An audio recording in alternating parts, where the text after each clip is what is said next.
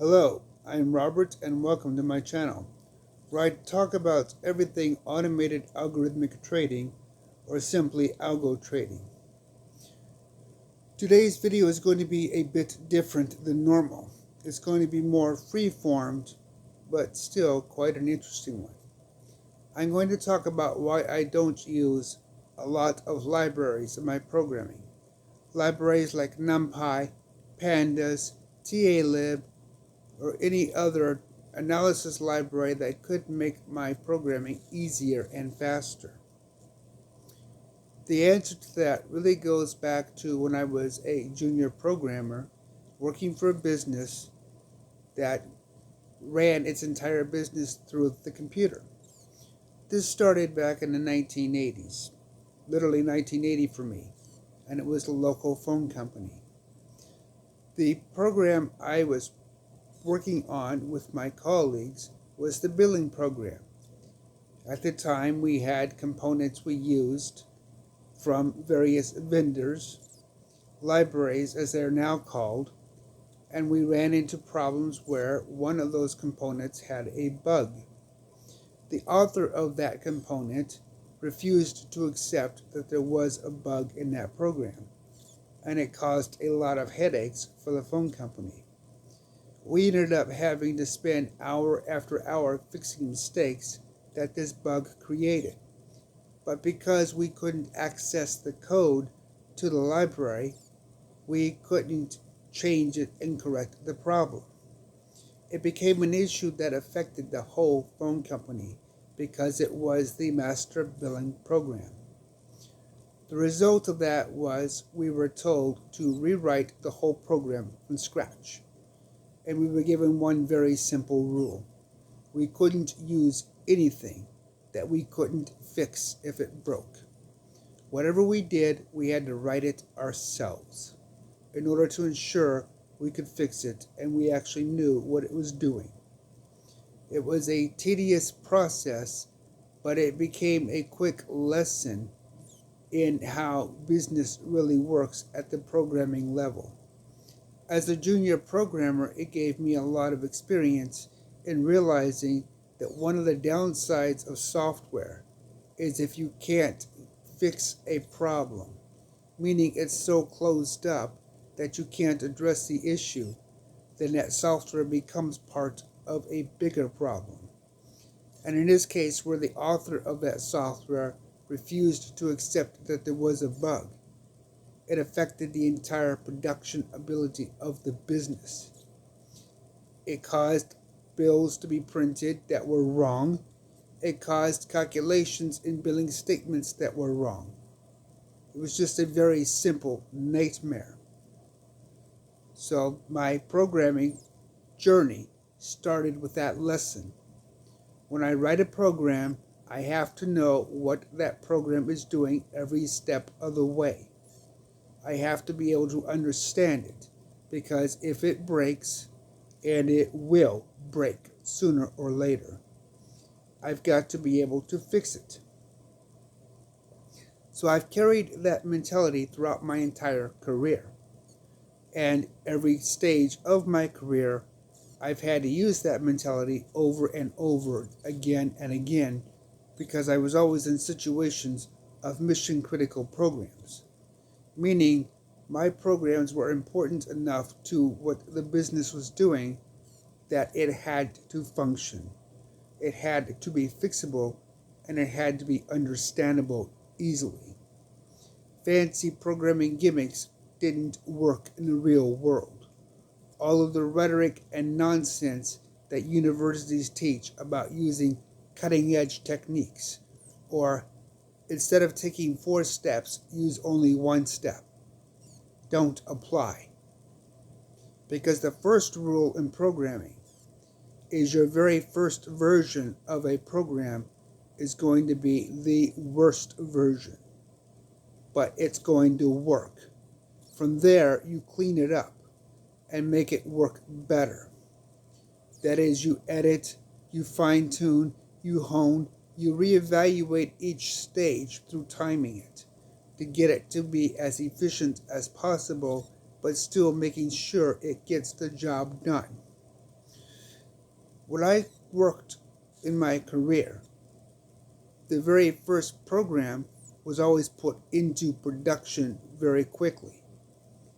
And that was a hot mess of stress and anxiety because I had no time to really test the program. Each stage of the business was we need it now, and we need it now. That was always a horrible way to work, and it is really how most programming jobs are when you're dealing with mission critical situations. I've worked for phone companies, I've worked for hospitals, I've worked for doctors' offices, and I've always come in somewhere in the middle of the process where something's broken, but the business still needs to run. So it's never been a process of getting to build it right from the ground up in the beginning. It's always been a hot mess I had to fix after the fact. And that is literally how my programming career evolved over and over. So as I began progressing through my career, and then finally in 2017, I got the opportunity to begin to start investing and looking into the markets. 2019 is when I really put money into the market and started getting into it. And that is where I got my second lesson that really honed in the first lesson. At the very beginning of my career, I got that second lesson 30 years later. And that is when I started trading in 2019. A friend of mine said, go ahead, use this program. It was a company that had already been in business for a while, and use them to learn how to trade on. So I put $1,000 into it thinking, okay, I'll spend $1 a shot. That'll give me 1,000 mistakes. I'll learn that way and I will be able to spread it out over the course of time. That was a serious mistake. I lost $960 in 52 days.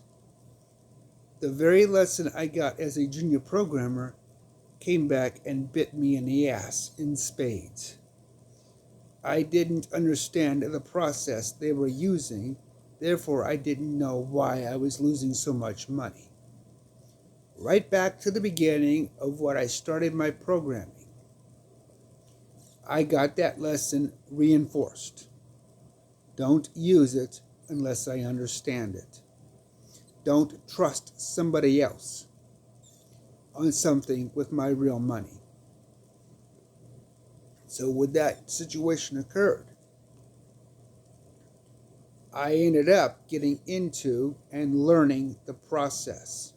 Not just how to trade, but the actual mechanical process of trading.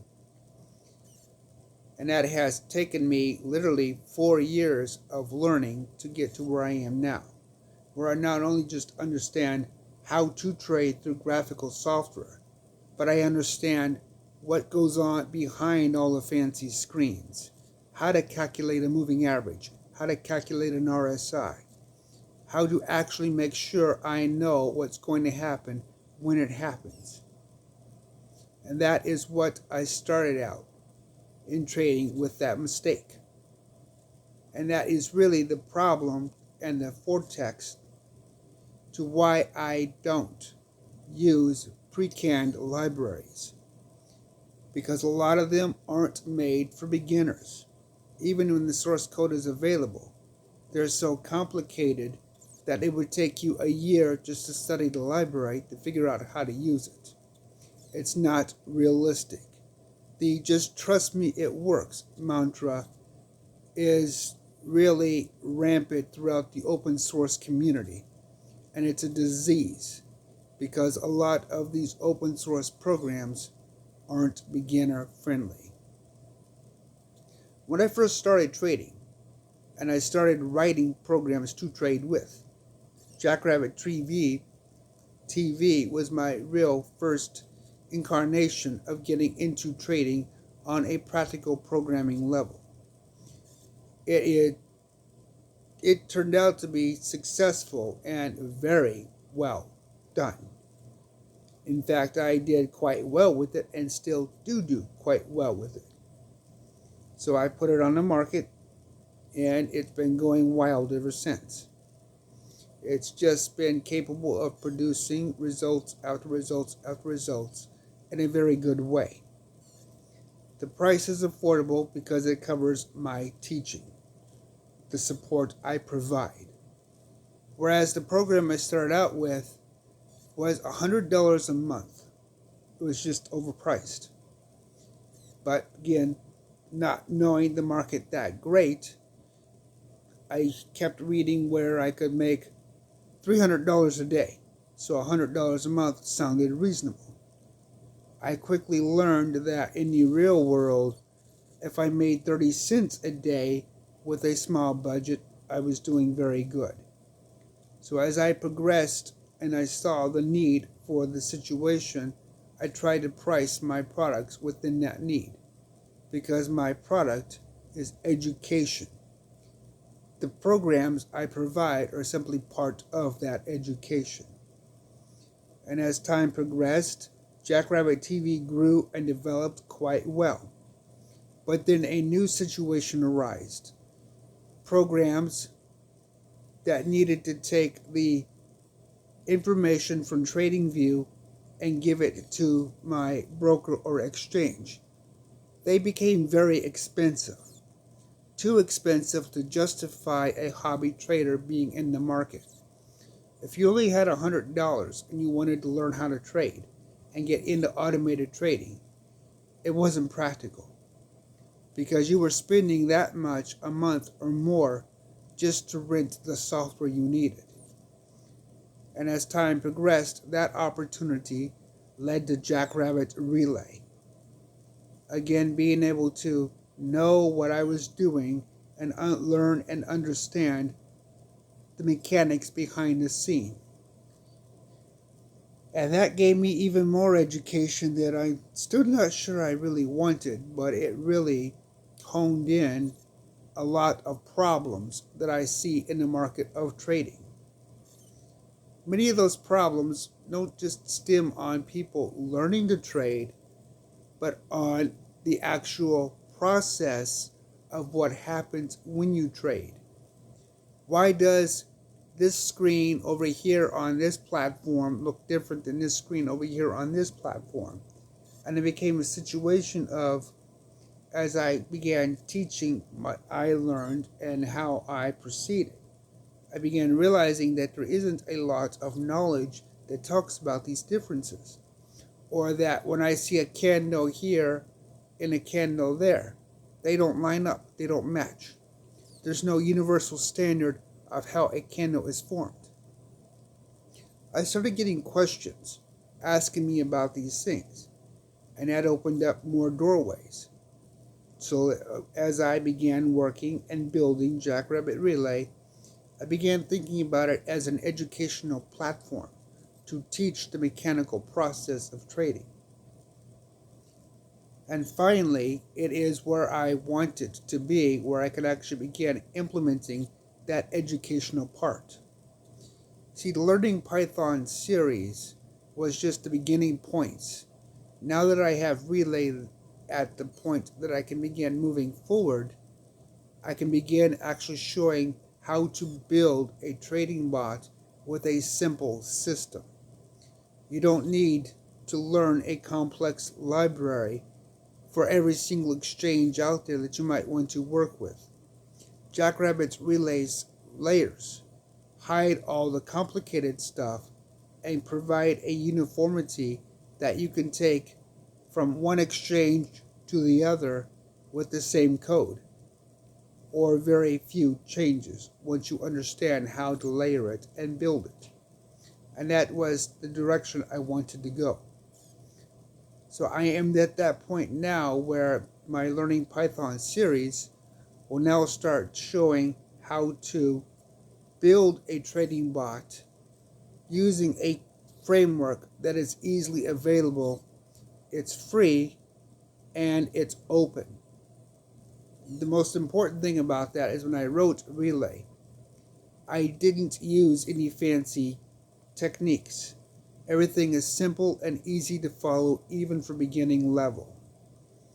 So even if you need to go into it, you can read it, you can see it, you can understand it. It's a process that I learned throughout my career multiple times, and from the sad point of losing $960. Keep it simple, keep it clean, and keep it understandable. It is going to break. It's not perfect, and there are things that are going to go wrong. So realistically, this layer gives you the ability to build your own bot easily without having to get into complications. But if something does break, it's also easy to track and fix. So why I don't use NumPy, pandas, TAlib, and some other fancy thing? Because they're not programmer friendly for a beginner.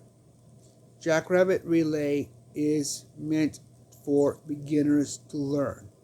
It's meant to help you get into it quickly. You only need a very limited amount of Python knowledge to be able to work with it. And you can actually begin writing codes in as little as 5 to 10 lines that actually interact with and communicate with a broker instantly for pulling down candlestick data, ticker data, or basic functions of that nature. It's a simplicity that makes it a unique framework. It gets you into the game, and it gets you into it in a way that you can build on it consistently. And that is going to be my next step with the Learning Python series, is demonstrating how to use it to build a bot. More so than just the Oanda bot crash course. We're going to get into something far more complex. We're going to go into the indicators. We're going to show how they are actually built, how they are actually calculated. Because along my way of working with people, that became another question I constantly kept getting asked. What is a moving average? How does it work? Why does moving average on platform A not look like platform B when they have the same time frame? All those questions became a part of my thinking process, the development process of Relay, how I structured it and built it, and how it plays in with Jackrabbit TV. As you progress in trading, you have to understand why an RSI is calculated the way it is. It's all fine and well to have TV just put up a fancy picture and draw lines all over it, and then you assume it's correct. But what if you want to try something different? What if you want to take a different angle on a moving average, or combine it in such a way that it works with a Bollinger Bands on a different context? Precanned libraries can't do that. But if you have the fundamental understanding of what it is at the programming level, you can begin building your techniques and your strategies separate from the limitations of precanned libraries.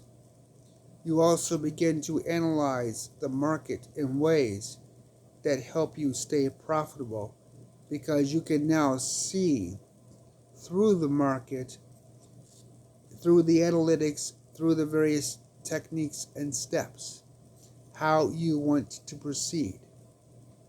Algo trading isn't about the end result. It's not just making money. That's a very small part of it, and I proved that last week with a very simple experiment from 2 years of research. An 86% win rate with 166 trades and 144 winners, and yet it lost a lot of money. Understanding why it lost money is critical to the process. Understanding how to correct that is critical to the process. And you're going to find a lot of YouTube channels that say just buy my signal and trust us, or rent this program once a month for $100 and set it and forget it. all that's going to do is rob you blind. If you're serious about algo trading, then it isn't just the bottom line that matters. It's how you get there. It's understanding what's really going on behind a moving average or a MACD or a Bollinger's Band. It's understanding how the market works. It's being able to put together the mechanical process of the machine working for you. Because a lot of times you'll hear people say, I had an 86% success rate, or my strategy does wins 86% of the time. If you followed any of my videos, then you know last week that means nothing. You could still lose $1,800 and still have 86% winning rate, because you have to balance your risks against your rewards. You have to think about how many losing trades you take versus how many winning trades you take. For example, with the experiment I did last week, I had 144 winning trades and I lost 22 of them. Those 22 trades wiped out 144 trades and then some. So when you see YouTube channels or charts that show a whole bunch of fancy things about your winning rate or your losing rate, that doesn't mean anything unless you can break it down and test it. Winning rate and losing rate are subjective. Success and profit are not the same. My strategy is very successful, but it sucks at trading. It can lose money real good, but it's still 86% successful. That is where automated trading is a problem. It's a market-wide and systemic problem, because you're going to get a lot of fly-by-night scams and snake oil salesmen that give you all these fancy numbers. And like I did when I first got into trading, I didn't understand all of the deceptions and lies behind those numbers. And I quickly learned it through losing my money, through purchasing products or strategies or ideas, and then finding out in the real world they don't work. They don't hold up to the real scrutiny of what the market is. So as we move forward and you begin to move deeper into the context of algorithmic trading, you're going to learn just what it means behind the scenes, more so than what I've already presented, because now that I have all of my layers in place, I can begin getting down to some real detailed and deep functionalities of programming. You have the basic knowledge of Python now if you followed my Learning Python series. That's more than enough for this next step. You don't need to be a master programmer to learn. That's the whole point of what I'm trying to show you. Anybody can learn algorithmic trading. Anybody can learn how to trade. It's not a magic black box that just works. It's a process. It's a science. It's a methodology. And it's one that you can learn. You don't need to be a mathematical genius or have a PhD. None of that matters in the bottom line. All that matters is understanding a few simple key concepts, and then from there, being able to build on those concepts slowly and consistently. So hopefully this explains why I'm so stubborn about Precanned libraries and why I don't use them. Also why I don't teach them. My goal is to teach you the right way of learning how to algorithmic trade. My goal is to show you that it's not a get-rich-quick process. It is a scientifically methodical process that over time produces results. Those results may or may not be profitable, but they are still results. And by analyzing and studying the back tests and the forward tests and learning what the market is actually doing, you can build into a profitable situation. Are you going to win every trade? No, you're not. But you are going to be able to build into a process that becomes a consistent winner all the time. And I say a consistent winner because that is statistically an average. And that average is what determines your win rate or your loss rate. If you can win an average of 51% of the time, you're going to make a reasonable amount of money. But that win rate also means you have to monitor your risks. Your risks can't overload your rewards. So if you win 144 trades and you only lose 3 trades, but the losses overcome your winnings, you're not profitable. Or in my example, 22 trades, but yet if I only lost 10 trades, I would be profitable. So you see where the research works into the bigger picture, and you begin to see just how understanding risk versus reward will help you get your own edge in the market. Every trader has their own appetite for risk and reward, but you don't understand that when you first start trading. That comes over time as you lose money and you start studying why you lost money. And if you're using a platform that you can't change, then you're in a situation where you're always going to lose money. That is what I hope my work will change. By providing the tools, you can change. And by providing the knowledge you need to be able to actually change them. So as we move forward, be sure to ask questions. They're important. That's how you learn. Leave comments in the videos. Join the support server. Get into demo trading. It's a fun little hobby that does more than just take your money. You can make money with it over time and consistently once you understand how everything works. Give this video a thumbs up. Let me know what you think. And thank you for watching. Until next time.